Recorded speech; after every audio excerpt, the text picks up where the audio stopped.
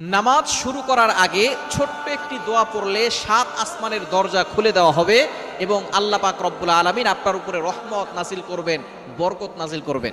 এমন একটি দোয়া আছে যেই বাক্যগুলো খুবই সহজ এবং উচ্চারণ করাও সহজ এবং আপনি আমল করলে একবার বলার সাথে সাথে নবীজি সাল্লাল্লাহু আলাইহি সাল্লাম জানিয়ে দিয়েছেন তার জন্য আসমানের 7টি দরজায় খুলে দেওয়া হয়। রহমতের দরজাগুলো খুলে আল্লাহ তাআলা তার উপরে রহমত নাজিল করতে থাকেন, অঝোরে বৃষ্টির মতো রহমত তার উপরে পড়তে থাকেন, বরকত পড়তে থাকে। সুতরাং আমরা নামাজ শুরু করার আগে এই দোয়াটা একবার পড়ে নিব।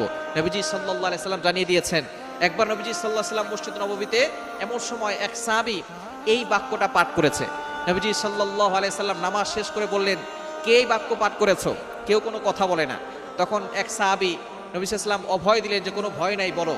একজন সাহাবী দাঁড়িয়ে বলেন, ইয়া রাসূলুল্লাহ, ইয়া হাবিবাল্লাহ, আমার কাছে আল্লাহর প্রশংসা করতে খুব ভালো লাগে, এই জন্য আমি বাক্যগুলো বলেছি। তখন নবীজি সাল্লাল্লাহু আলাইহি সাল্লাম বলেছেন,